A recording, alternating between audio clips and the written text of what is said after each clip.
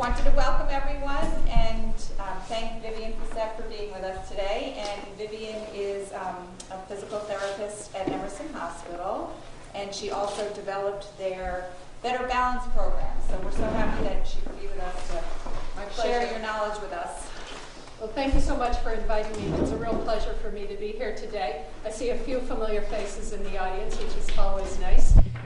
As Liz said, my name is Vivian Facette. I'm a physical therapist by background training, and I'm still practicing physical therapy. But I'm also the clinical coordinator for the outpatient rehab department of Emerson Hospital at our Concord site. We also have a site at Westford. And I have been doing talks on balance for years and years and years. I've been out to many of the Council on Agings and have presented this, and it's evolved over the years. It's gotten larger and larger as I keep adding things. And then about 3 years ago, in talking to one of my colleagues in the department, we were saying, gee, we're treating all these folks that are coming to us with balance problems, and I just don't really have time to sit down and teach them about balance, the why of balance. Why are you falling? We're so busy doing exercises in our busy clinic. And I said, I wish I could take the information that I give at these talks to the Council on Agings and give it to our patients. And that's when the Better Balance Clinic evolved, and it has also grown over the last 3 years. I brought some brochures today of our Better Balance Clinic in case any of you might be interested in that. And I also have some handouts for you which kind of summarizes, I think, the more important points from today's talk. So you're welcome to take a copy of both of those. So let's get going, because I have a lot of information to give to you today. First of all, welcome, and again, thank you for inviting me. The reason I'm here, we all know this, that falls are the leading cause of serious injuries to people who are aged 65 years of age and over. And if you talk to anybody that works at the emergency room at Emerson Hospital, they will tell you that. Falls are the leading cause. It's not heart attacks, it's not strokes, it's falls and the serious complications that happen from falling. Now, if any of you have ever experienced a fall, I have. My dad has, and I'll be telling you some stories about my dad as I go through this talk, because he was having a lot of problems with his balance in the last few years of his life. But falls happen in a split second. You're on the floor and you say, what happened? How did I get down here? A lot of times we really don't know what happened when we fall. And once you started experiencing falls, you'll probably start to have more frequent experiences of falling. So once you've fallen first, you start to fall again and again. And the first couple of falls may have been minor and no big deal, but we want to not have you go on to have a more serious fall.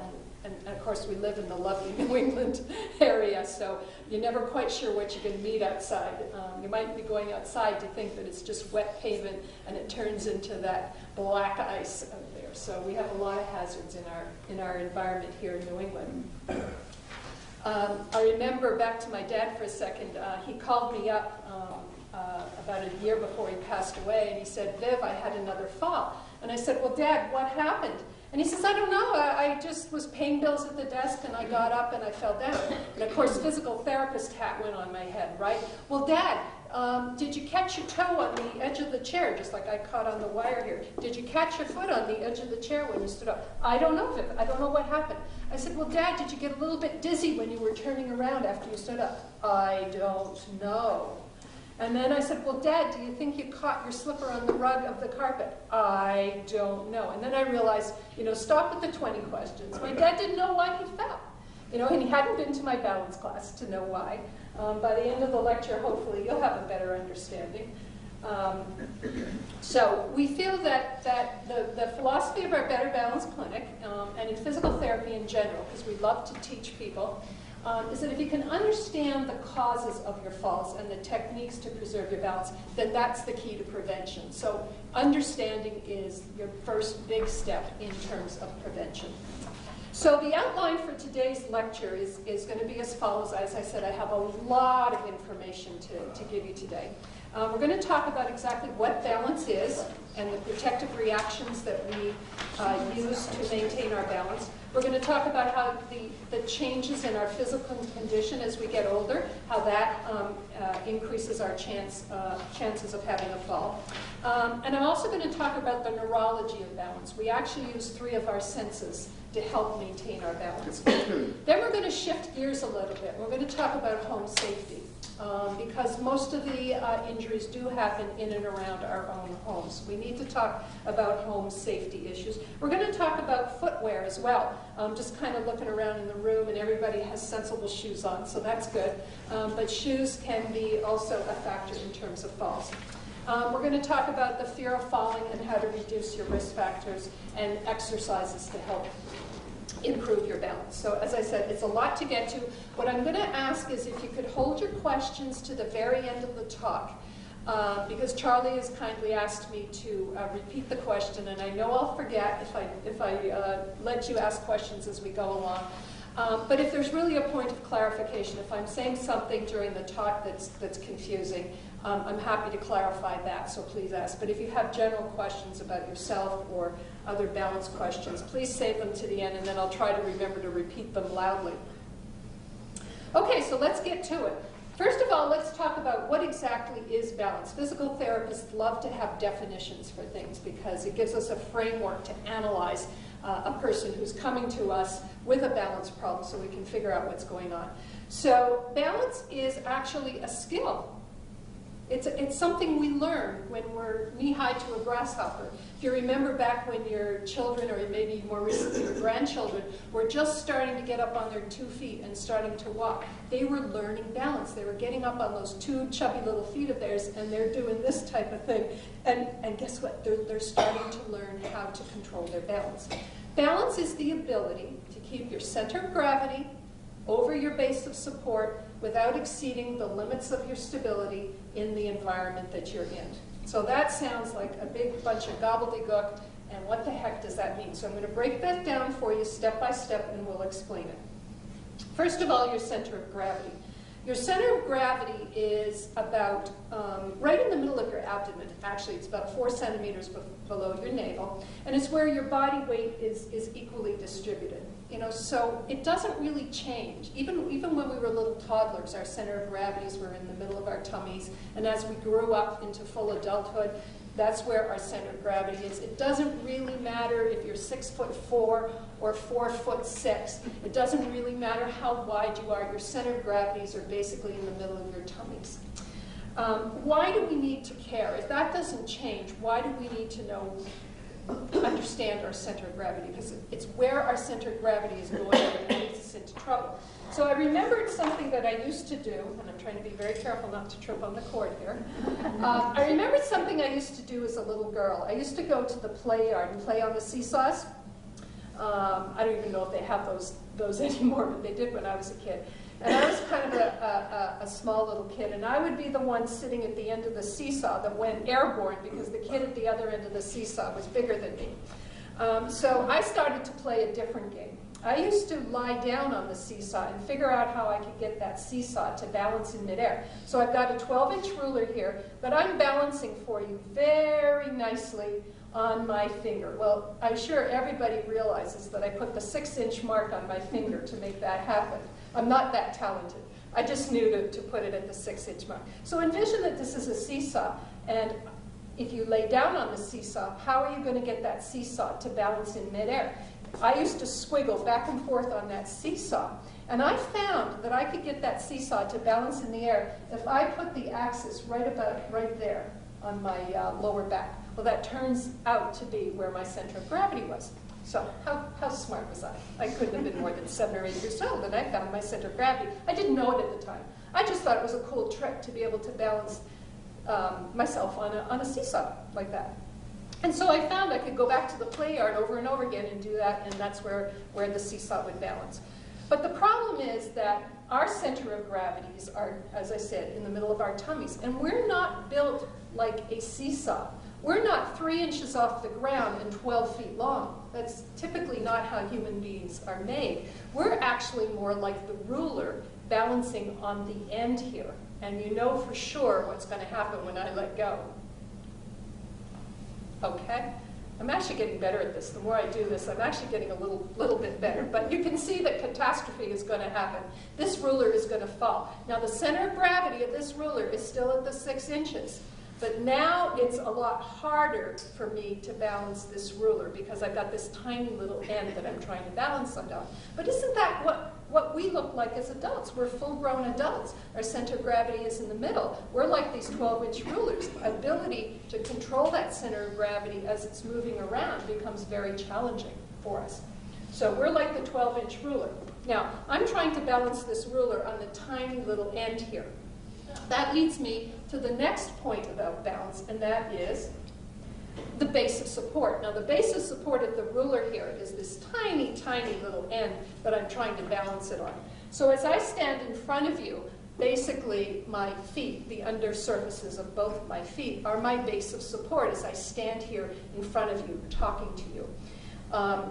So when we're standing in an upright position, the base of support is under our feet, and it's the distance between our feet. So you can see in my little diagrams up here, and for those of you that know me, I'm very dyslexic. I don't know my right foot from my left foot. So for the purpose of the diagram here, you have a purple foot and a green foot. I don't care which it is, okay? But when I'm standing in front of you and my purple foot is next to my green foot, my base of support is that tiny little area under my feet. If we jump ahead to the third diagram, if I spread my feet apart, the base of support is that entire distance between my feet. So now I'm much more stable. I don't have that option with the ruler. I cannot widen the base of support of this ruler. So this is the best I can do. But as adults, or bipedal animals, we are able to widen our base of support by moving our feet apart. And we can be much more stable. Now you watch anybody who's having a little bit of trouble with their balance, and you will see them widening their base of support. Especially when they're walking, you'll see them start walking with a very wide base of support, and that was something my dad was doing. I noticed over the last few years he was starting to shuffle around the house like this with a wide base of support. So it's what we do to make ourselves more stable and less likely to fall. Now, if we go back to the second picture for a second and we stand on one foot, my base of support now is almost as bad as this ruler on one end. It's very, very difficult to stand on one foot for a period of time, especially once you start to have difficulty with your balance.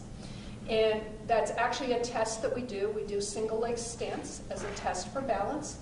And we're looking to have you stand hopefully a full 10 seconds without holding on or losing your balance. Now, probably most people in this room, since you're here to learn more about your balance, you probably find that very difficult, very challenging. Maybe you can't even do it at all. And as an exercise, we do that as an exercise in the clinic, and people get so frustrated with me, and they say, Vivian, I can't do this. This is so hard to do. Why are you having me try to stand? I can't do that. I just can't do that. Why do I need to do it? I'm not going to stand here like a stork for 10 seconds in my real life. Well, maybe not, but we do need to be able to stand on one leg for certain activities. Think of this. Is walking not standing on one leg and then standing on the other leg and then standing on the other leg? So walking is single leg stance, single leg stance, single leg stance, single leg stance. So you do need to be able to stand on one foot without falling for at least a few seconds. Think about going up and down stairs. You're raising and lowering yourself on one foot, or a curb, because out there in the community you don't necessarily have a railing to hold on to when you're going up and down that curb. So you do need to be able to stand on one leg and have control, at least for short periods of time. So single leg stance is an important activity to be able to improve upon. Now, we can change our base of support to make us more stable when we do activities. So I mentioned widening our base of support to make us more stable. If you're doing an activity that might be a little dangerous, maybe you're reaching into that closet in your bedroom for those shoes that you haven't had on since last spring, and they're way in the back of the closet, and you have to reach into the closet. Now, if you stand here with your feet together like the ruler and reach way into that closet, what's going to happen? You're probably going to take a nosedive into the closet. And it won't be pleasant. But what you can do is widen your base of support. You might even do a wide tandem stances in the far diagram there on the left, where one leg's forward, one leg's back with a wide base support. Now you have a much greater reach. you're much more stable. So you can control your base of support to improve your balance when you do activity. So that's a protective strategy that you can use. Another one that concerns me a great deal is when people are reaching up into the shelf, a high shelf, especially the tall kitchen cabinet. A lot of times people will fall backwards when they're doing that. They don't realize that their center of gravity has moved too far back, and boom, down they go. So if you widen your base of support and put one leg back when you have to reach up to a higher shelf, you'd be less likely to fall backwards. So you can control your base of support. Now the last diagram I have down there is obviously the sobriety test. And we do that in the clinic, not because we're worried about anybody getting into trouble with the police or anything, but it can be very difficult to walk heel-toe. And I don't know if I can do this actually very good standing up here in front of you, but being able to walk heel-to-toe requires tremendous balance because you're putting one foot in front of the other. It's a very, very narrow base of support. It requires incredible control. You're standing on one foot to get to the other foot. And that's a very difficult activity when you start to have balance problems. It also is very difficult for even a young, able-bodied person. Once they've had a certain amount of alcohol, their brain just can't function to maintain the balance, so that's why they use it for that. We actually use it as an exercise to improve your balance in the clinic. So we'll be talking about that a little bit in a few more minutes. Okay, now we go to limit of stability, because I just talked about reaching in the closet. We all have a limit of stability, and I'm going to try and stand in front of you and demonstrate that, because I wasn't able to bring all my gadgets that I usually do in the balance clinic to demonstrate these things. But the limit of stability is how far you can go in a certain direction without toppling over. So you saw how far my limit of stability over my right foot was before an accident would happen. I don't want to land in this nice gentleman's lap, so I'll try to be careful. Or similarly, backward. Pardon my back in, but see how far my limit of stability is going backwards. And if those of you in the front row can see what's happening to my feet as I'm testing my limit of stability. Think about last time you rode the MBTA, the subways of Boston, and you see people who stand in the aisles because there's no room to sit anymore. And what happens? They're standing there in the aisle, and what do? They put their feet apart because they know what's going to happen next. What's going to happen next? That train's going to take off, and they're going to go. And that's going to test their limit of stability. So if they're standing in the aisle like this, not holding on, not realizing what the train's going to do, and then the train takes off, they're going to lose their balance because they're going to go shooting past. Their center of gravity is going to go shooting past their limit of stability, and they're going to fall. Your limit of stability is affected a great deal by your flexibility. If you have stiff and tight joints, you're not going to have the same limit of stability. If your hips are stiff, if your ankles are stiff, we're going to come back to this in a few minutes also, because this is an important point where exercise can really help improve your limits of stability. So if my ankles are very stiff, imagine I'm standing on that subway and I have stiff ankles and that train takes off. I'm not going to be able to sway forward. I'm just going to go kerplunk. So you need to have flexibility in those ankles if you're going to ride the subways. All right, so limit of stability is something you can control. Your environment. We're all living in very challenging environments, as I said. We have icy conditions, snowy conditions. We have maybe grass that we're walking on in the summer, cobblestones, gravel, sand. There's a whole bunch of surfaces that we need to negotiate safely and effectively, so we have challenging environments. We're not in a situation where all we have is linoleum floors to deal with. Okay, so that's the definition of balance, and when I look at somebody's balance, I definitely look at their limit of stability and what they're using for their base of support. But there are certain automatic strategies when one starts to lose their balance that kick in automatically. And again, these are things that we learn as we were a toddler, getting up on our two little feet, starting to learn how to control our center of gravity. These automatic reactions are reflexes. They're protected, they're in there. I don't have to teach you how to do them. You may not be accessing them right now, but I don't really need to teach you these reactions. I just need to give you exercises that will help bring them out automatically. So the first automatic reaction is your ankle reaction. That's when the whole body goes in the same direction. Your upper and your lower body go in the same direction, and you can recover. So as I was teetering in front of you a little bit, that's my ankle. And again, watch my feet coming off the floor. That's an ankle reaction. So if I'm standing on the subway and that subway is rocking back and forth, I am using my ankles to help me prevent a fall. So automatic reactions happen automatically. Ankle reactions happen automatically. You don't have to think about it.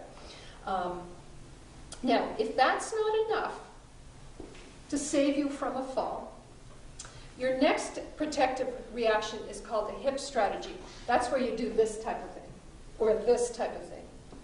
Those are hip strategies. It's more than just what your ankle can handle. And again, they're automatic.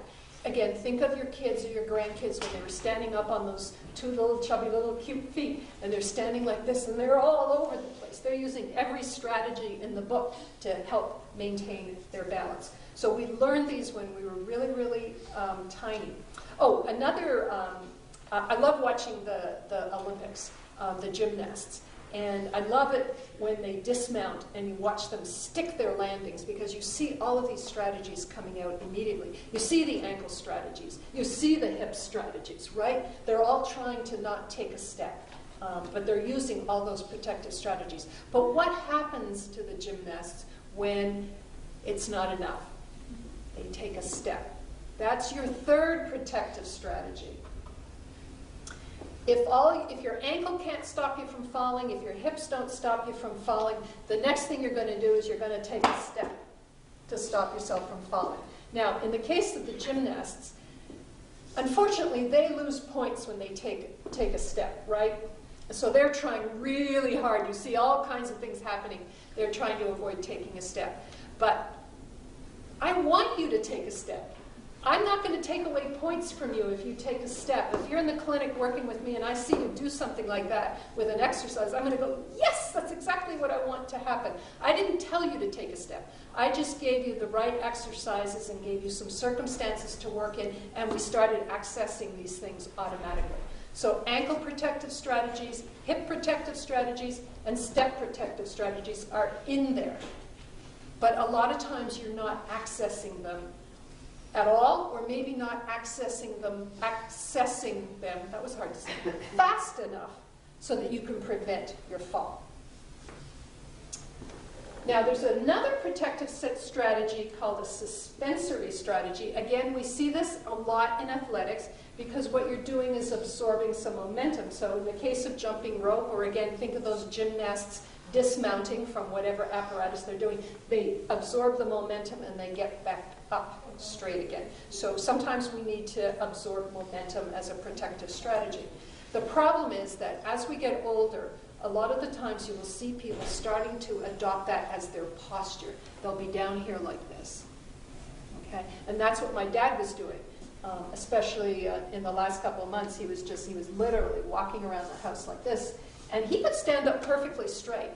It's just that when he started walking, his balance was so bad that this was the only way he felt like he could walk without falling down. He had to almost crouch down, lowered his center of gravity, widened his base of support. He was literally... Okay, so back to my dad's story. Dad, why did you fall? I don't know. Well, if my dad had come to the balance class, he could have said, well, Viv, don't you know that my center of gravity went past my limit of stability, and I couldn't recover by accessing those protective strategies that I have to change my base of support quick enough, so I fell. Didn't you know that? But that's what a fall is. That all those protective strategies that we have don't come in fast enough, and boom, down you go. Okay? But the good news is we can do something about that. We can change things. Get you in better shape to help prevent these falls.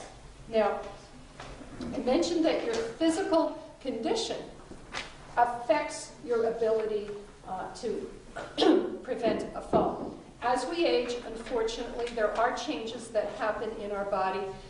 We do get stiffer joints. We do get a little bit weaker. Our postures do change so that we become less likely to be able to prevent a fall.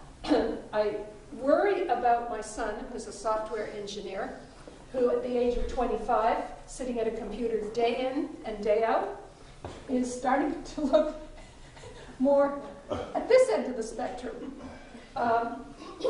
You know, the younger generation is spending a lot more time at computers. They're less physically fit. And I do have a lot of concerns about what's going to happen as they start to age. But in general, these are things that we can do something about. We can work on your flexibility. We can work on your posture. We can give you strengthening exercises and turn that around. Now, I do see a fair number of people in the clinic that are at that far end of the diagram, and they'll say, Vivian, if you really think that I'm going to be able to change anything, and all we really have to do is make minor corrections. If somebody walks in the clinic this bent over, no, I'm not going to make them poker straight. That's not going to happen. But anything we can do to improve the situation a little bit will go a long way to help. So we want to make the effort. Okay, so that's all the physical side of balance. You know, it's about your flexibility, your strength, your posture, your automatic reactions. And we, as I said, we can work on all of those things. But there's also what I call the neurology of balance. I told you that balance was a skill, an activity that we learn, just like riding a bike or for the gymnasts doing their loop-de-loops. Those are skills that we learn. I used to think of, and when I first started talking about balance with people, I talked about it as a sense, but if you stop and think about it, balance really isn't one of the 5 senses that we were born with. Remember when we were in grade school, we learned our 5 senses. We learned that the senses are sight, smell, taste, hearing, and touch. So those are our 5 senses. And balance isn't on that list. But we need to use 3 of those senses to help our brain integrate and produce balance as a skill, as a function. So the 3 senses that our brain is paying attention to at all times without us really knowing it is our vision, what we're taking in from our environment even though we're not aware of it, our inner ear, which is our vestibular system, excuse me, that tells us about where we are in space. I've been moving back and forth and turning around, and I know exactly where I am in space because my inner ear is telling me where I am. And we're going to go into that in more detail in a second. And also, we have feedback from the surfaces that we're on. Right now, as I told you, my base of support is the 2 feet that I'm standing on. I'm not really aware as I stand in front of you, but now that I stop and think about it, I'm aware that my shoes are putting pressure up against the soles of my feet, and I can tell that I'm on a hard surface, you know, because if I tap my feet a little bit, I can feel it. I know it's there. You all are sitting in chairs right now, so your base of support is actually the entire back of your legs, your buttocks, and your low back. And you probably aren't thinking about it, but if you direct your mind for a second to the feeling that you're getting from the rest of your body, you realize that most of you are sitting in a soft chair. Maybe some of you are in a slightly harder chair, but I think most of you are in a soft chair and you can feel that. So that's the feeling that you are getting from the surfaces of your body. But our brain pays attention to all of that information without it necessarily even being at a completely conscious level. And through the central processing of our brain, which is very complex and way beyond the scope of this talk to get into, we don't really need to, we produce the activities that we want. The first one is those automatic reflex reactions, which I already talked about, that ankle hip stretch step strategies that will help protect me from falling. Even voluntary motion. If I want to go over here and shake this gentleman's hand and not land in his lap, I have to be able to judge the distance and get to where I want to be. I was just thinking about shaking his hand, but my brain was paying attention to all of those things that I needed to get to my destination at the right time, at the right place. So for voluntary motions, we need to be able to pay attention to these 3 senses and maintain our balance while we do the activity. The last thing, and this is a little bit harder to explain in a lot of detail, is gaze stabilization and tracking. As we move through space, I can look at all of you in the audience as I walk back and forth in the room, and you're all very crystal clear in my vision. Your faces are clear to me. I can see all of you. I just looked down at the floor and looked back up. I am doing gaze stabilization and tracking. As my body moves through space, my brain is saying, aha, Vivian, you're turning your head to the left, but that lady in the back room you want to look at, your eyes are going in the opposite direction at exactly the same speed that your head is turning.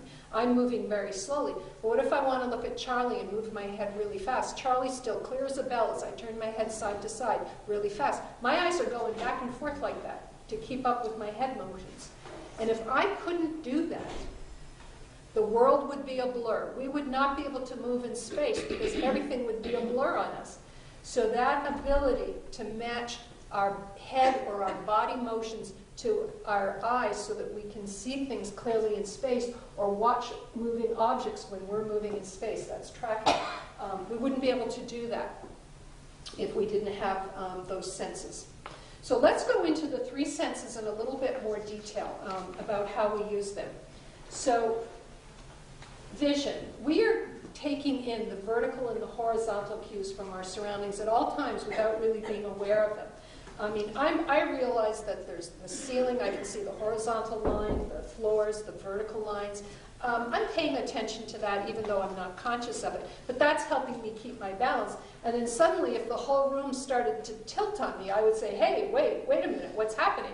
You know, is the building falling down? Are we having an earthquake? Something's going on because those points should not be moving on me unless I'm, you know, in one of those rooms that's supposed to shake at an amusement park. But we are taking in our surrounding information all the time.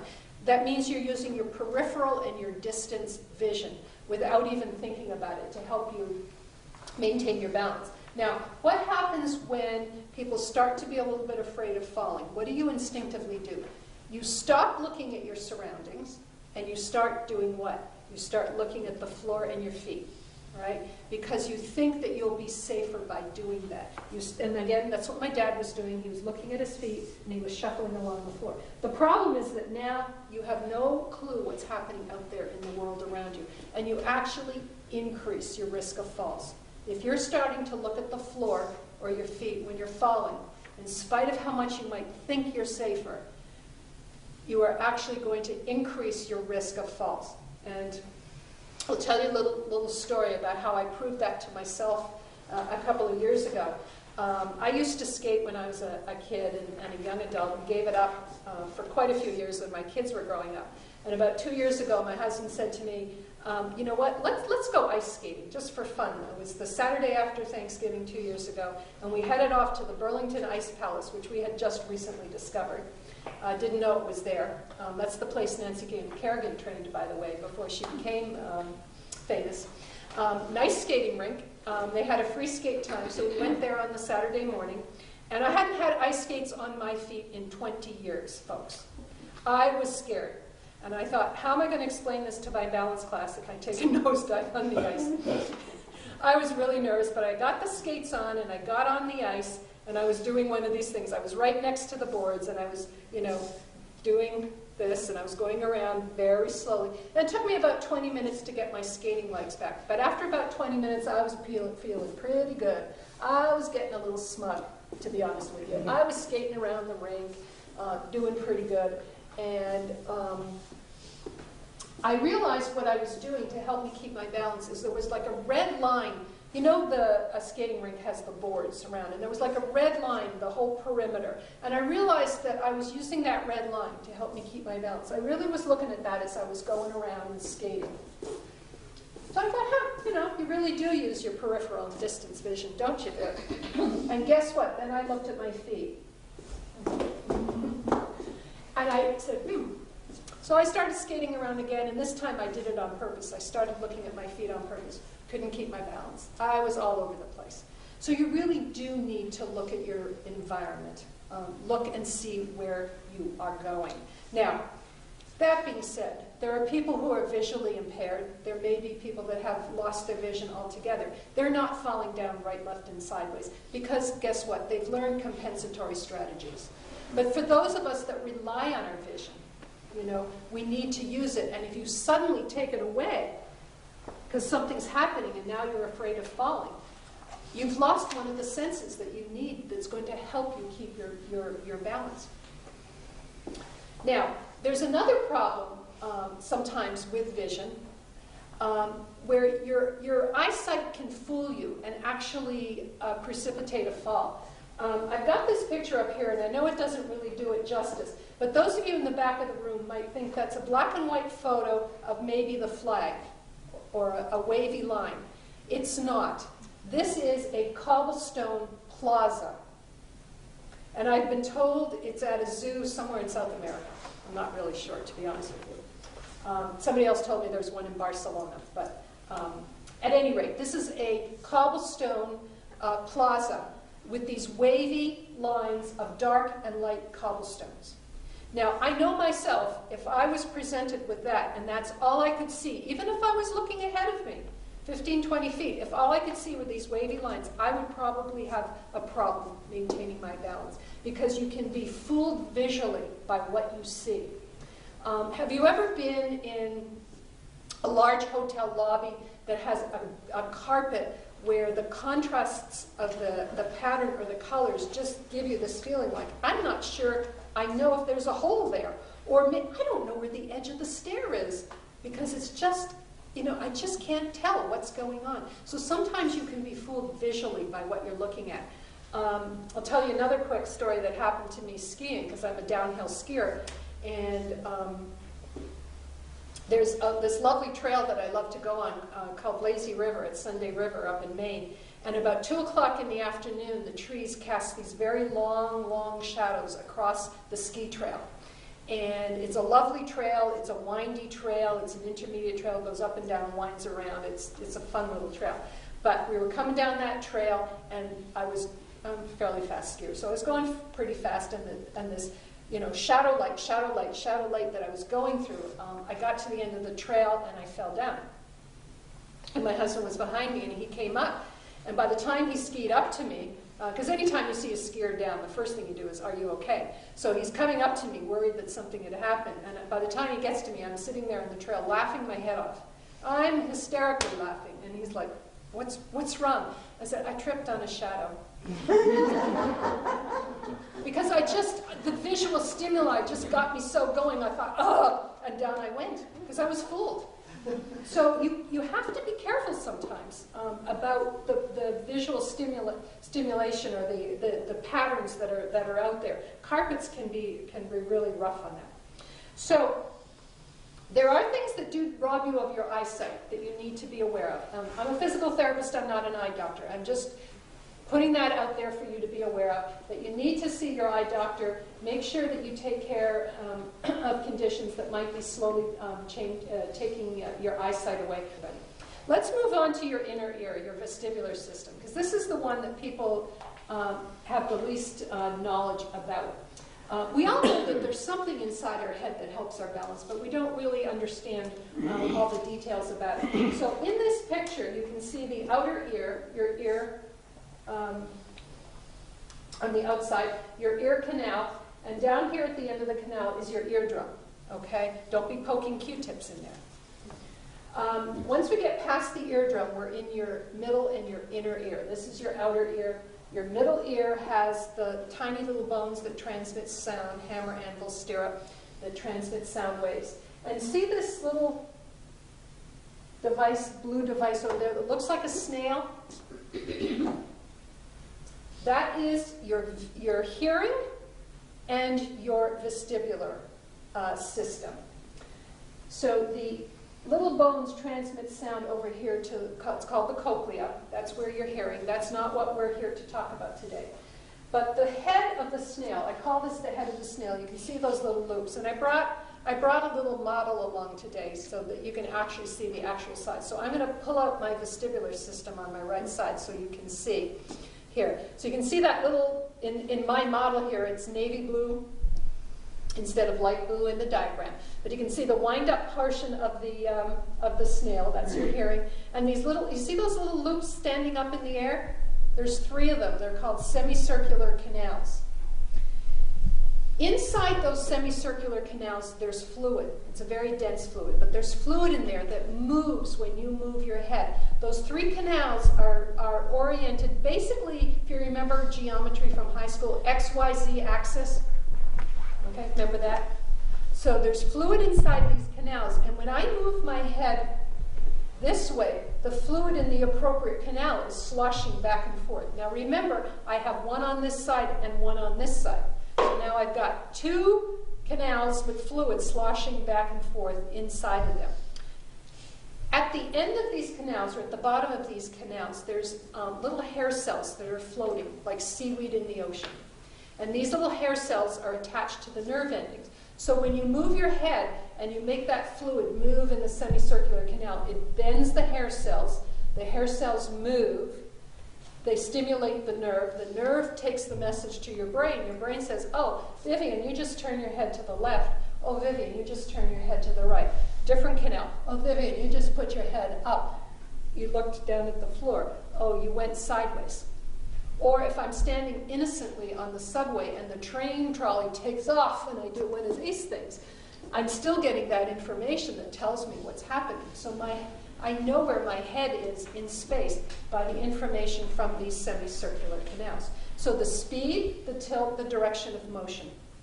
At the bottom of those 3 semicircular canals, there's a bowl. I call it, it's the vestibule, but I just call it a bowl. And that's where you have some gravity sensors in there. And on these gravity sensors, there's little otoconia, or calcium carbonate crystals, that help weight down the hair cells there.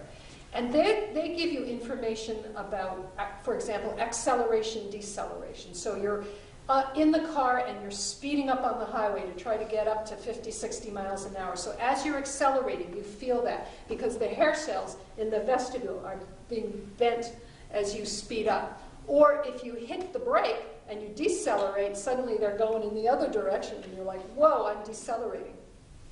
Same thing happens on an airplane, right? Takeoff and landings, you know it.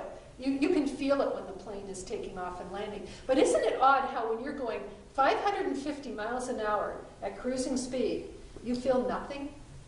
That's because the hair cells have gone back to their resting state and said, nothing's happening. We're not changing, so I'm going to stay right here and nothing's happening. It would be awful if we felt 550 miles an hour all the time. But that's how we know where we are in space. Now, the problem is that if you have issues with your inner ear, you may have some mild symptoms or some very severe, devastating symptoms.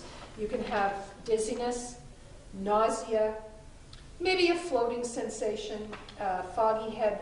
There's a whole kit and caboodle of symptoms that people will describe to me who have vestibular deficits. And diagnosing deficits in the vestibular system are extremely difficult. It's a highly complex system. There's at least 7 different kinds of vertigo that I'm aware of, and maybe more. The most common problem with the inner ear is something called positional vertigo. And it actually is a condition that can be treated fairly easy by a physical therapist trained in vestibular rehab, or a neurologist also who knows how to treat this condition. The most common scenario for people with positional vertigo is I rolled over, sat up in the morning, and the room was spinning. Has that happened to anybody? 15, 20 seconds, maybe a minute, and then it settles down, and everything's fine, and you're good to go, and you feel perfectly fine until maybe you bend way over like this and come up quick, and then suddenly, boom, the whole room is turning. You might even fall. That's because you're doing these dramatic changes in the position of your semicircular canals, and something is happening in there that's triggering those hair cells to vibrate like you have just been on the roller coaster or the twirling teacups or the loop-de-loops instead of rolling over and sitting up. You shouldn't feel that way rolling over and sitting up. But if you just got off the twirling teacups at the amusement park, you would expect to feel that way, wouldn't you?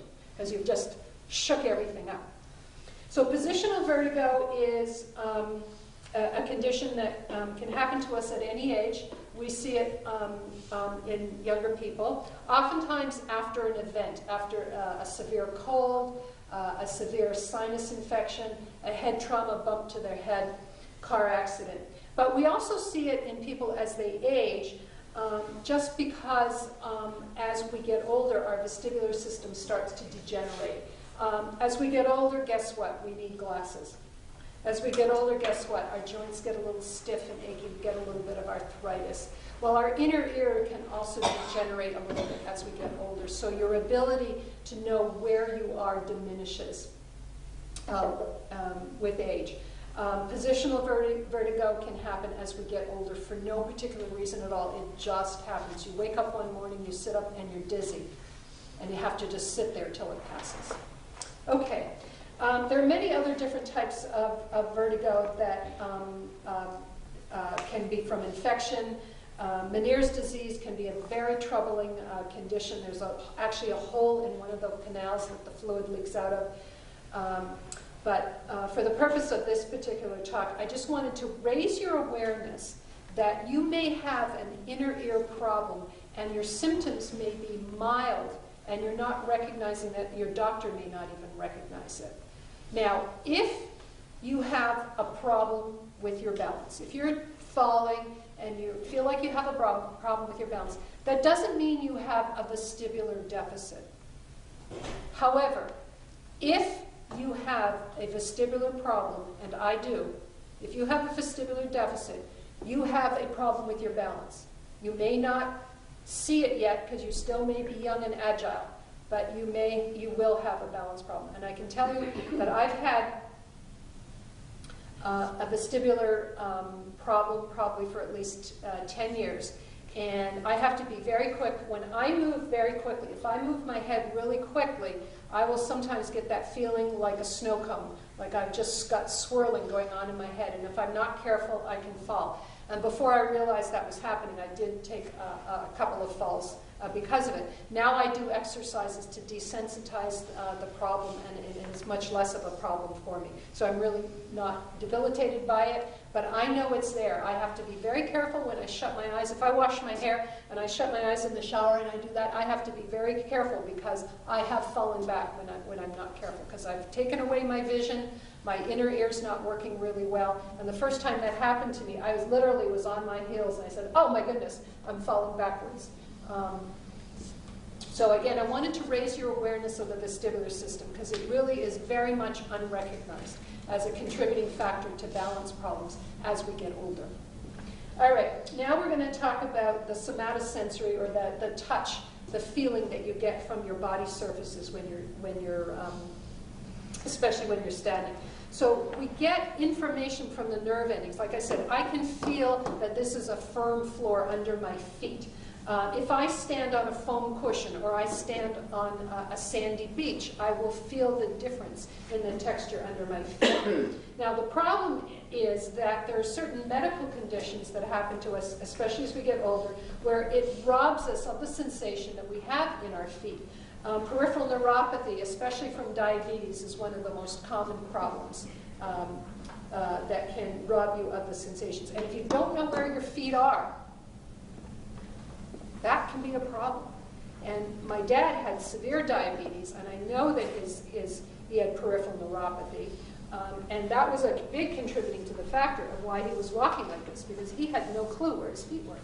You know, if he wasn't looking, and he was actually scuffing his slippers along the floor so he could hear his feet on the floor. Because if he picked his foot up in the air, he wasn't quite sure where it was. Now, as a physical therapist, I don't treat diabetes. I can't even really treat peripheral neuropathy and give you back the sensation in the bottom of your feet. But we can do exercises to improve your flexibility and your strength in your leg muscles and your ankle muscles. So even with peripheral neuropathy, you can improve your situation, improve your balance, but you do need to be aware of the fact that if you're not feeling the bottom of your feet, you have to be very, very safety conscious. Okay, so we're going to turn our attention now from the physical part of you and balance and the neurology to safety in your own home. And in your handouts that I gave you, there's a long list of these issues, and I suggest you use it as a check sheet and go through your house and make sure that you've checked off all these things for the safety hazards that are in your own home. So there's things like throw rugs, magazines, cords. My dad's older sister fell in her apartment when she was 87 years old. She tripped on the telephone wire when she got up in the middle of the night to go to the bathroom. And there she laid on the floor till the next morning when the neighbors came to find her. She had a fractured hip. She had to go to the hospital. She had a major surgery. And her walking, I mean, she did walk again, but it was never quite the same and only with a cane. So when I talked about falls being the leading cause of injuries to those of us 65 and older, that's a fact. I've known it in my own family. I'm sure that you all know people that has happened to, where they have tripped in their own home and had a bad fall and a serious injury. Lighting, make sure that you have adequate lighting. Stairways without rails are a real hazard. Thresholds can be a real trip hazard if you're not picking your feet up and you catch your toe. Low toilets, oh my goodness, I could go on and on about how much I hate low toilets. But be careful of bathrooms. They're very dangerous places. Slippery tubs, water spills, and pets. I can't tell you how many people I've treated over the years with broken wrists and broken shoulders because they tripped over a pet or their neighbor's pet. Outside the house, that's a little bit harder to control. The icy sidewalks, wet leaves in the fall, curbs and steps without railing, uneven slopes, pavers, even crowded stores can be dangerous. Gosh, teenagers at the mall, stay away. They're a hazard. They will crash into you. They're just so in their own little space. They're not realizing that you're having a little bit of trouble. And then the visually challenging patterns, like I mentioned to you. I think for the sake of time, I'm not going to go through each of these in a lot of detail. You have them in your handout. I suggest you use it as a safety check sheet and go through your own home and make sure that you've taken care of all the hazards in your home, because you can control this, okay? Falls can be prevented if your home is a safer environment. Okay, precautions outside the house, a little bit harder to handle. But trying to use, always think ahead. And one of my favorite sayings at the Balance Clinic is, remember, common sense is not so common. There is nothing in the last two slides that you do not already know. But have you taken care of those things in your home and outside? Probably not. There's probably things on there that you still need to address. So please use common sense. Think ahead. Be safety conscious. Okay, now, come on. Okay, I want to talk quickly about footwear because there was a fascinating study done a few years ago. This is back in 2008, but it's not all that long ago. They did a retrospective study of people who had fallen, and they found that half the falls were attributed to the footwear at the time of the fall. Half the falls! That's enormous. They found that slippers were a big contributor and heels were a big contributor. Those little flip-floppy slippers that we tend to have. I don't know about you, but I fell down the stairs of my house with a pair of those on maybe 10 years ago. They went in the garbage, and I've never had anything so foolish again in my life. Get rid of hazardous footwear. Sensible footwear is really called for at this day and age. Now, that doesn't mean, ladies, if you're going to a wedding and you want to get dressed up nice, yes, you can wear a pair of sensible pumps. But if you want to dance afterward, bring another pair of shoes to change into, and then dance your heart away. An interesting thing in this study, and I put it in there, but it is something that as therapists we argue about amongst ourselves all the time. Barefoot and socks contributed to the falls. Now, we could argue this all day long. I think if you wear stocking feet and you have hardwood floors everywhere in your house, that's more of a slip hazard than if you wear stocking feet and you have wall-to-wall carpeting everywhere. Again, just think of what's on your feet in terms of the surface underneath and slipperiness and a slip hazard. Okay? I know for myself, I have deformity in one of my feet. I've fallen arches, and I find it very uncomfortable to walk barefoot. But I've had plenty of people tell me I feel much better barefoot than with shoes on. So you have to really go with what is comfortable for you. I don't mind people being barefoot in their homes, again, if they don't have unsafe surfaces. But if you have a wicked thick pile carpet, you might be tripping on that. So be aware of the combination of surfaces. Quick talk about what to look for when you're buying shoes. I said sensible shoes. I think pretty much everybody knows what that means, flat shoe. Laces shoes, the reason that's on there is shoes that lace up give you more room to adjust. Have you noticed that as you get older that the ball of your foot seems to get wider, but your heel doesn't change? So sometimes you need the ability to be able to adjust and have the laces looser towards the bottom of the shoe and tighten it up real tight towards your heel. So laces give you that ability to adjust the foot. You want something that's shock absorbing and skid resistant, and a material that's not going to rub up against your toes, so something that's somewhat soft, or at least has enough room.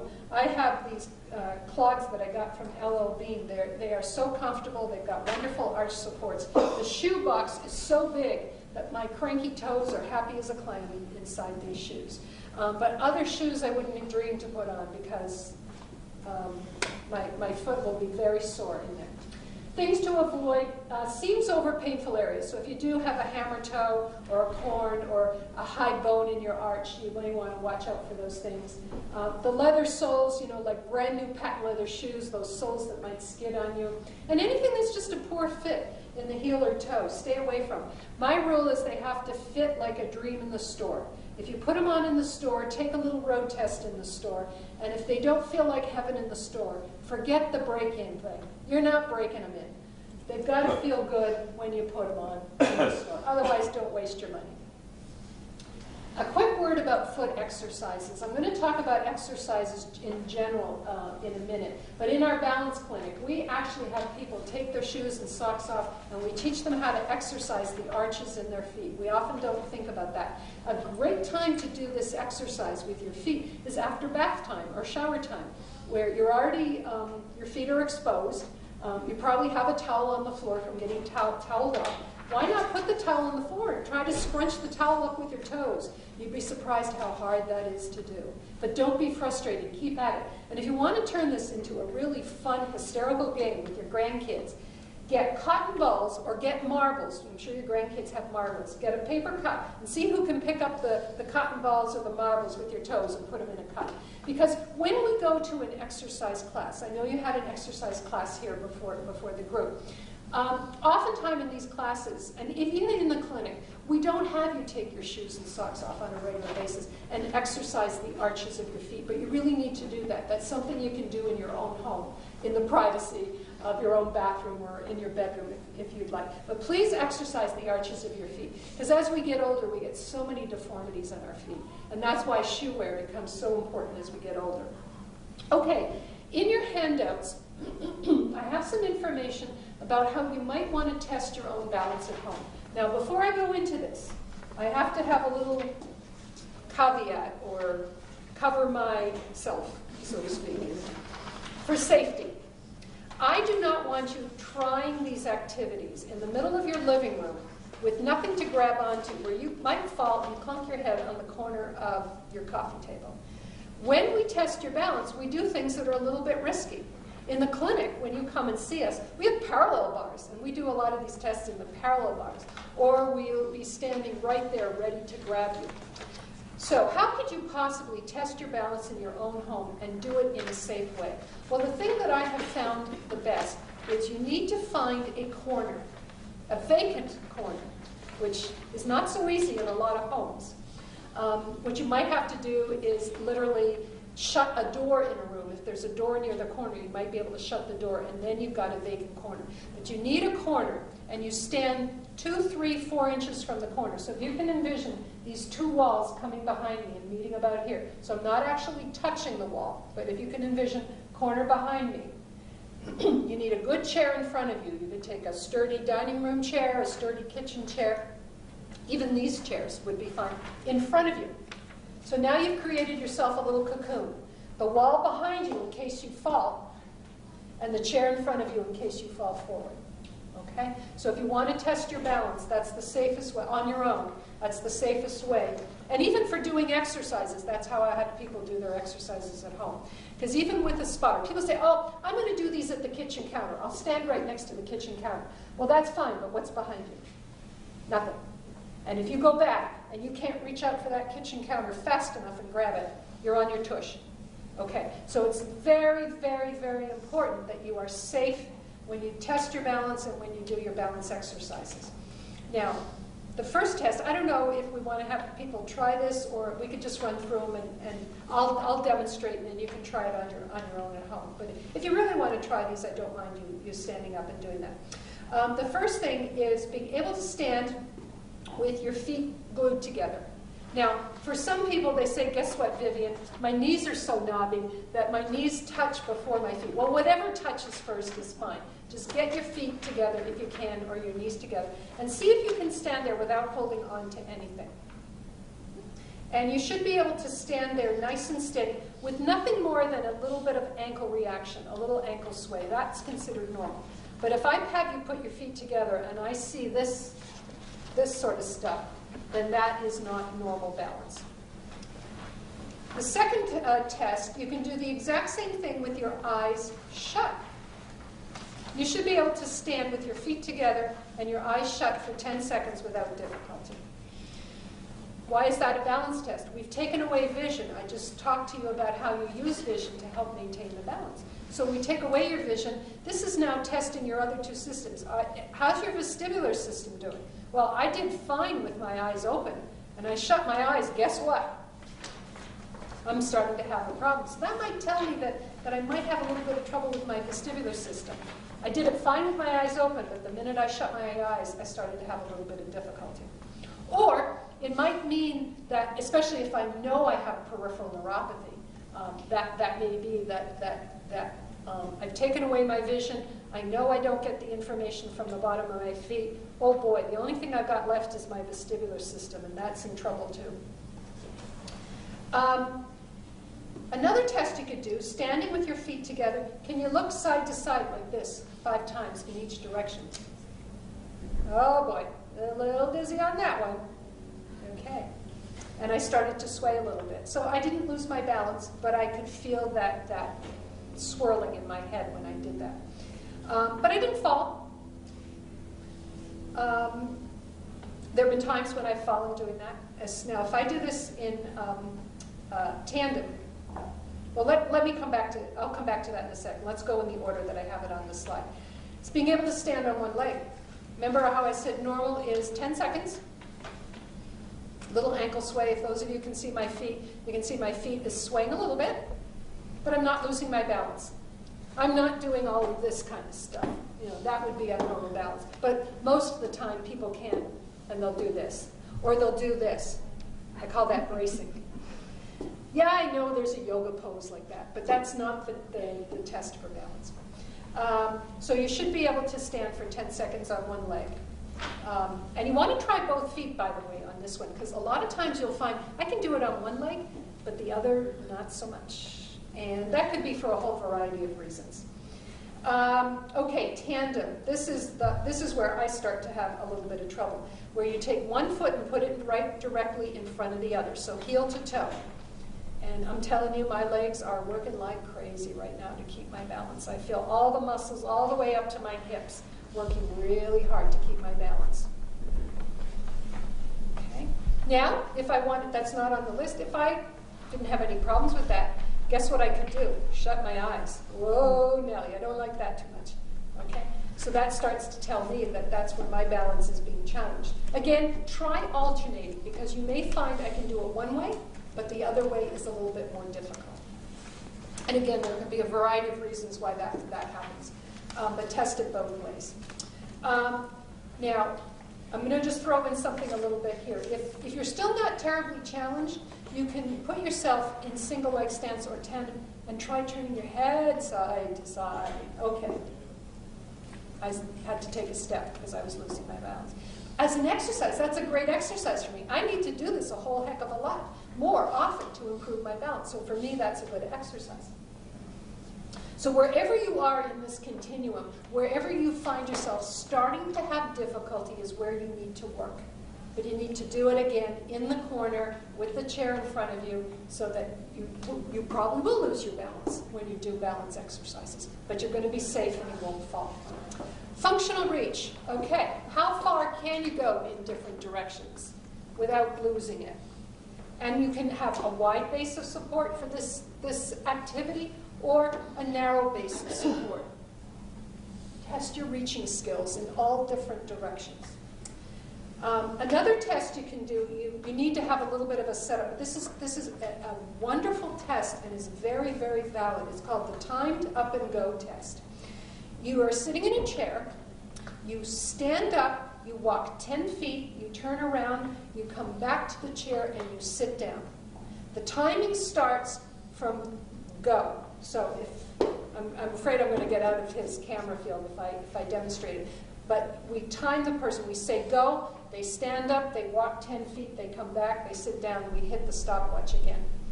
Okay? Normal is 9, what does that say? Oh, that's a typo. I got to fix that. 9 to 15 seconds. I don't know where that 4 came from. 9 to 14, 9 to 15 seconds, somewhere in there. If it takes you more than 14 seconds to stand up, walk 10 feet, come back and sit down, you need to come see us. We need to work with you and help you out because you probably have a balance problem. Now, these are simple tests that we can do in your own home. In the clinic, we have a whole variety of much more complicated tests, and we even have a balance machine we can put you on and do some objective testing on the balance machine. But these are just some quick things you could try at home that you can quickly then turn into a balance exercise. Okay, I want to have a couple of words about the fear of falling, because if any of you have fallen, you know that the fear factor starts to take over, and your fear of falling becomes very great, and it almost can become paralyzing to you. So what do? You start limiting your activity. You avoid going out of the house as often. Or you may even not be as active inside the house because you're afraid of falling. And this was really happening to my dad because, as I told you, he was walking like this, shuffling around, getting very little exercise, becoming very deconditioned. I was quite concerned about him. And the therapist who had come to the house had offered him a walker. And that walker sat in the hallway for a year. I don't need that, Viv. I don't need that. Maybe someday I'll need that, but I don't need it now. I'm fine. And he's walking like this.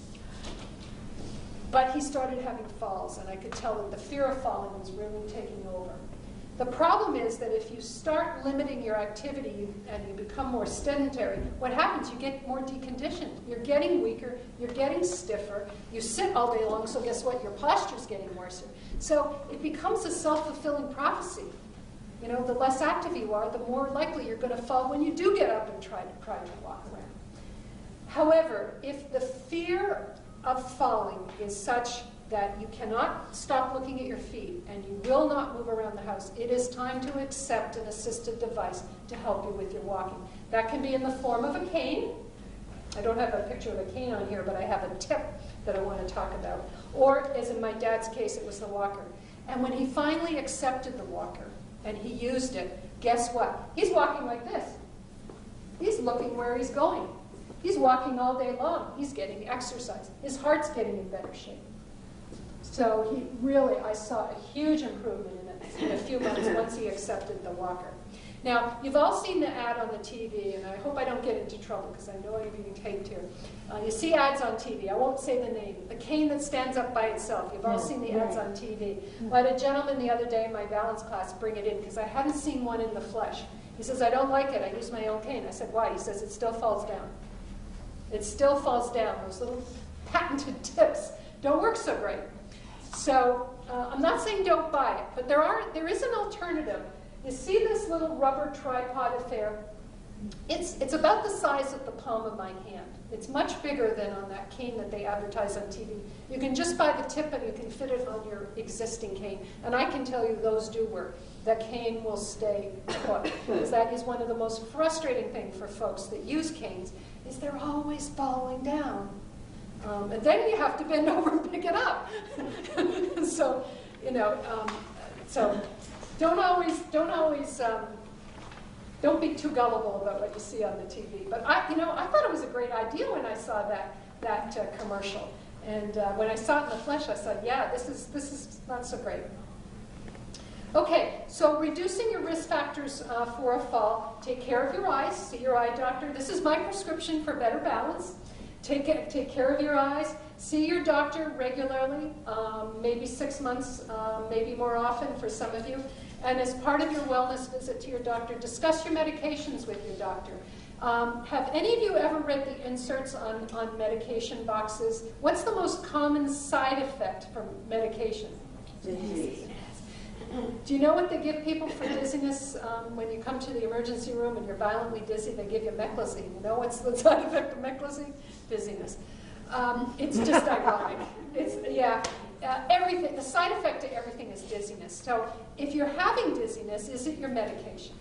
Don't assume you have positional vertigo and you need to come see the physical therapist. You need to talk to your doctor. Go through your medication list. Keep a list on you at all times. With the new standards, National Patient Safety Standards, set up by the Joint Commission, which is a federal organization that accredits hospitals these days, one of their requirements is that we ask you each and every time you come to see us for a current list of medications. I know you're probably tired of having to go and write down your medications to every doctor, every dentist, every therapist, every whatever that you see. So just have the list on you so that you can say, here, make a Xerox copy. Because we are required. And if you saw me 6 months ago for physical therapy and you're back today with a new order, I have to have you make a new list. I can't just Xerox your list from 6 months ago. So that is why I'm sorry we have to drive everybody crazy, but that's what we have to do everywhere you go. Do your home safety check. Take that list I gave you, go through your house, make sure your house and home is safe. Take care of your feet, wear sensible shoes. Now, this is something we haven't mentioned yet, taking care of your bones and getting adequate vitamin D. In case you didn't know, they've increased the minimum daily requirement of vitamin D. So have a discussion with your doctor.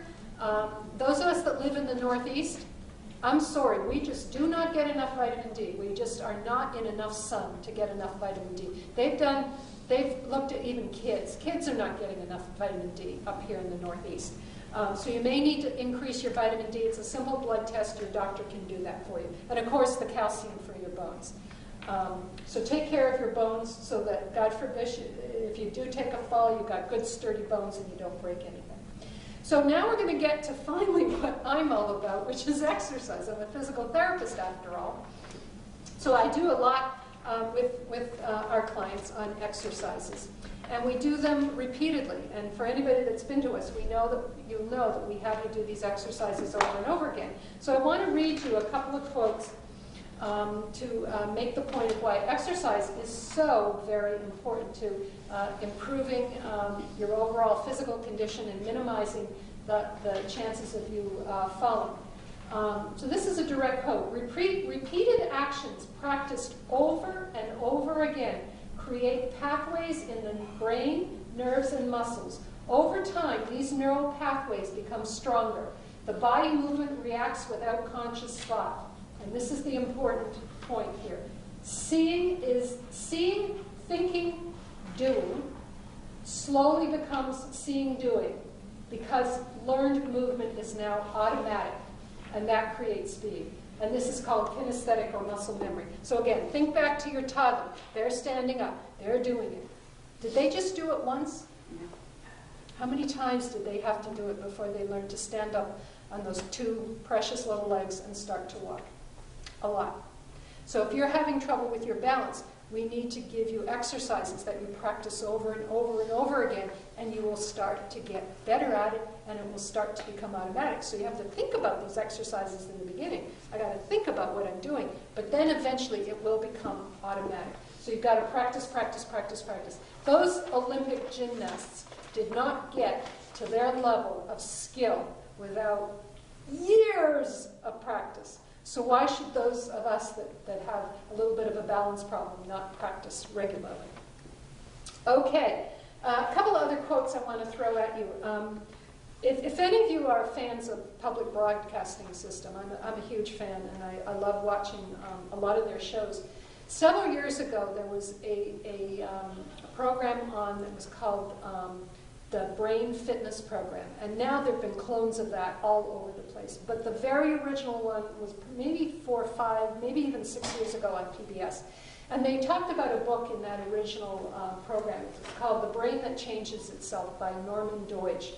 And I immediately ran out and got that book and read it cover to cover. Could not put it down. It's a fascinating book. If you're interested in how to keep your brains young and healthy as you age, I would recommend that book. But this is a quote out of the book to my point about exercise. Exercise stimulates your sensor and motor cortices and maintains your body's brain balance system. These functions begin to deteriorate with age, making us prone to falling and becoming housebound. And this is what really gets me. Nothing speeds brain atrophy more than being immobilized in the same environment. So if you're starting to become housebound, that's not a good thing for your brain. You need to get out and about. Interact with folks in your environment.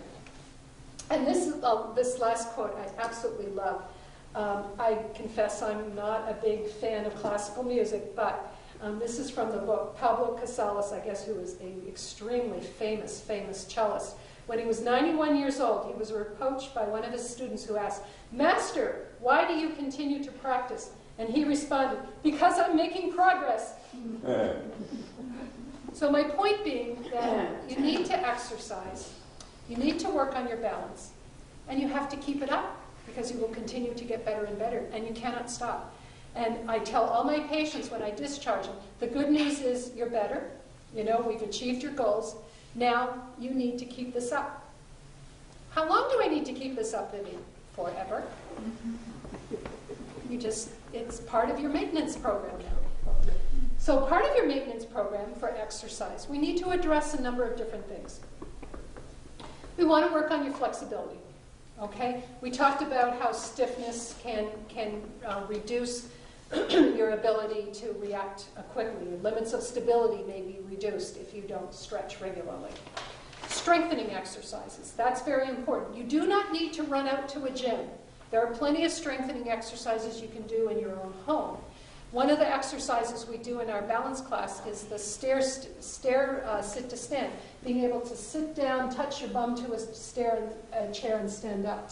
It's one of the best strengthening exercises you can do. If you can't do that because your legs are weak, maybe use the arms of the chair a little bit and give yourself a little bit of boost and do that repeatedly over and over again. Maybe someday you'll find, I can start to do it without holding on. Great way to strengthen your legs. But you need to address strengthening. You need to work on your posture. If you're starting to be all bent over like this, that's going to move your center of gravity forward, and guess what? You're going to start looking like that. So we need to work on your posture, head to toe. Improving your balance starts up here and works all the way down. So work on your posture. Balance, obviously, and I've given you some ideas of how you can test your balance and then start practicing your balance. And aerobic exercise. Now, aerobic exercise can be much more difficult as we get older because we have other medical problems that we might be dealing with. Maybe we have arthritic knees and we're trying to avoid a total knee replacement or cranky hips. So getting out and doing something that pounds on your joint might not be quite so easy. But there are many different ways to get aerobic exercise. You can do a fitness class like that was going on here before we started today. Maybe you enjoy being in the water. Maybe you could join a pool and do a water aerobics class, or just go swimming if you're a fish. And if you enjoy walking and the weather is conducive to walking, walking is the best exercise. And as I told you, I just saw a tremendous improvement in my dad when he finally accepted that walker and started getting some legitimate exercise. He was in much better shape.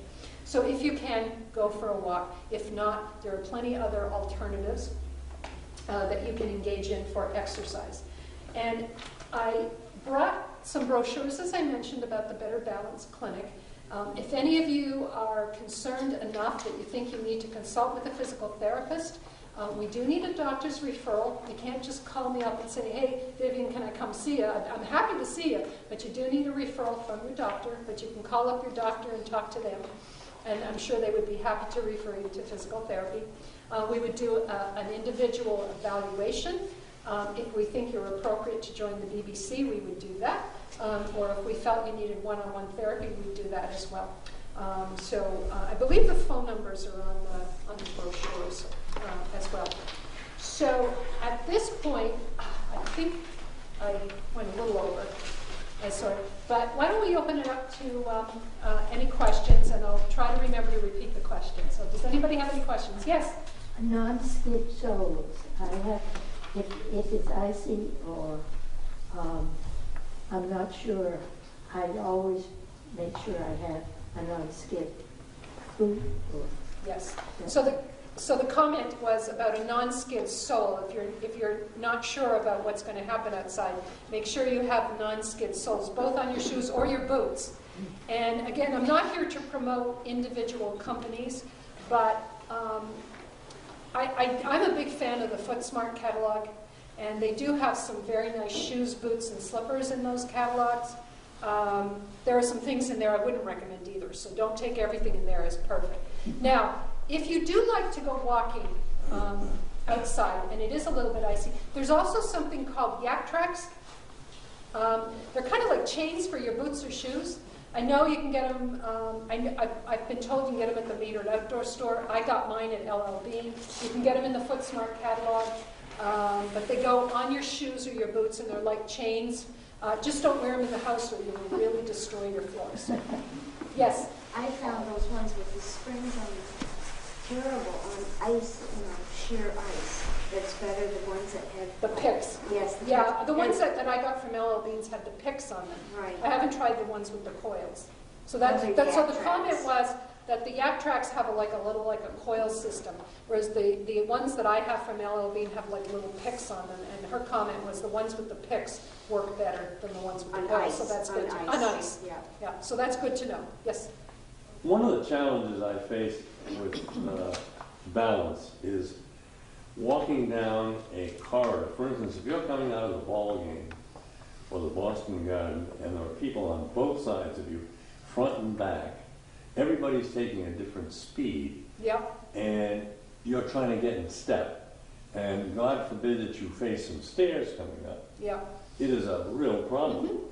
Yeah, in that, and you don't want to go at their speed. You need to go at your speed, what's safe for you. I would suggest that you try to get as close to the wall as possible so there's not other people between you and the wall, and you could be having your hand along the wall so that if these other people want to get around you and go faster, let them. But if you have them coming at you from both sides, and you're afraid of getting trampled by the people behind you, you need to try to get over to the side where you can be at your own speed and say, maybe run your hand along the wall. And then when you get to the stairs, hopefully you'll be right there holding the railing. If that's not possible, maybe you sit in your seat and you wait until the vast majority of people have left. Then you go at your own leisure. You hang out a little bit longer.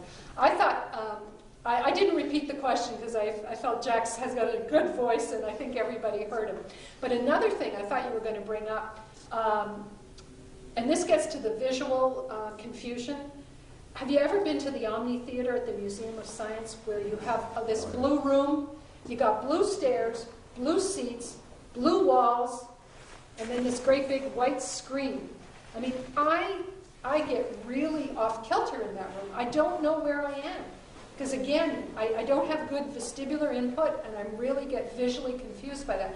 I've got to be really over near the wall, and I'm like grabbing onto things. So I thought that's what you were going to bring up. But that's a little bit different what you're talking about, the feeling that people are going to trample you down.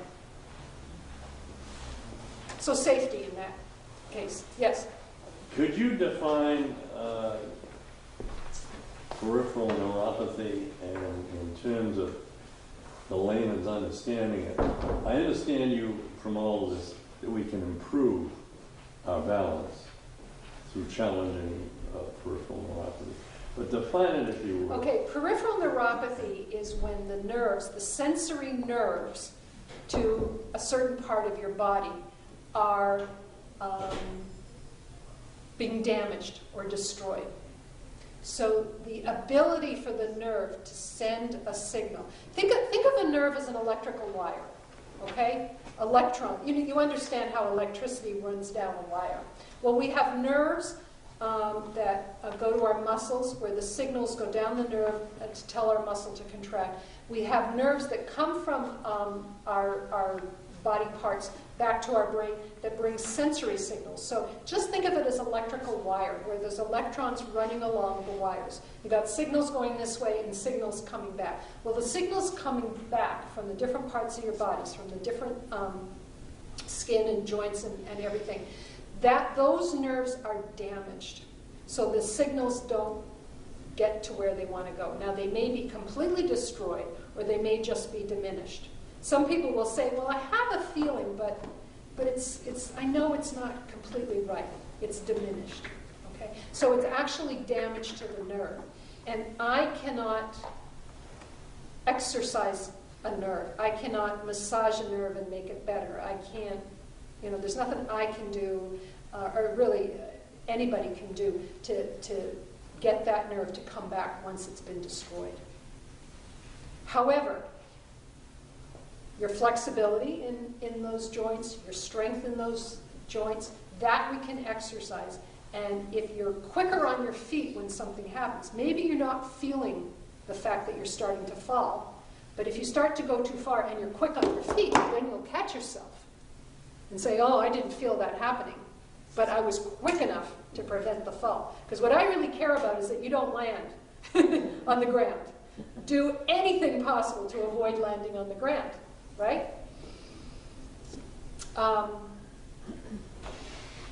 So hopefully, does that explain it a little bit better? That it's damage to the nerve, and we can improve your functions, but I can't get the feeling back in your feet. Now, I have heard of a therapy. It is an infrared light that. There have been studies done on this, and you have to buy this apparatus, and you put the light on your feet, and it's an incredible amount of time every day, all the time. And there have been suggestions that infrared light improves the sensation. Don't know, but if you want to look that up, I'm sure you can Google anything these days. Infrared light therapy for peripheral neuropathy, and you might be able to find something on that. Does the basic exercises you're talking about, just doing them routinely, that in itself, you seem to imply, does not help in, say, nerve improvement or conductivity improvement by doing these exercises? In general, it does not. In other words, whatever you got with Exactly. the nerve damage. Exactly. Exactly. But we can improve the strength of the muscles, we can improve your flexibility, we can improve your reflex speed faster and faster, so that if you do start, you don't realize you're going too far, but you can react quickly enough, then you prevent the fall. And that's what I'm about. I want to prevent falls.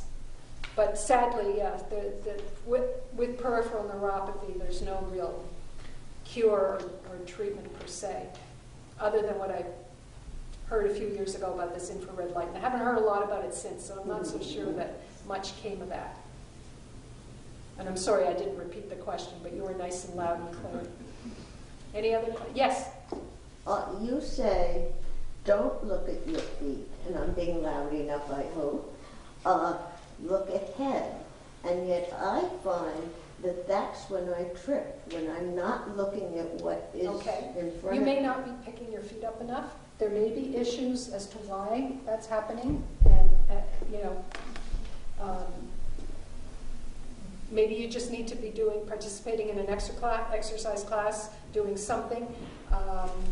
So there's a reason you're not picking your feet up and tripping and falling. Catching your foot on the threshold, because you shouldn't have to be able to look at your feet to pick them up.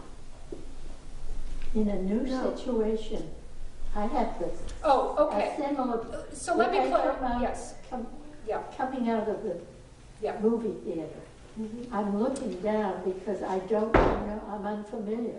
That is perfectly fine to look down for a moment. Oh, You know, you are in a situation where there's a patch of ice, you're going to look down. But what I want you to avoid is it's the constant looking down. So I'm glad that came up. About you do need, her comment was you do need at times to look down for safety. That's true. You don't want to ignore the fact that there's a pothole right there, right? But if you're constantly looking at the ground and you're never taking in your surroundings, that's where the problem comes in. So yeah, and when I say look ahead, I mean I can be looking 15, 20 feet ahead of me and I see that pothole's coming up, you know, and I really just, when I get to the pothole, I'm going to look down and step over it. But what I don't want you doing is constantly looking at your feet. I'm glad that came up. Any other questions? Good. Well, I thank you all again for coming and listening, and I apologize.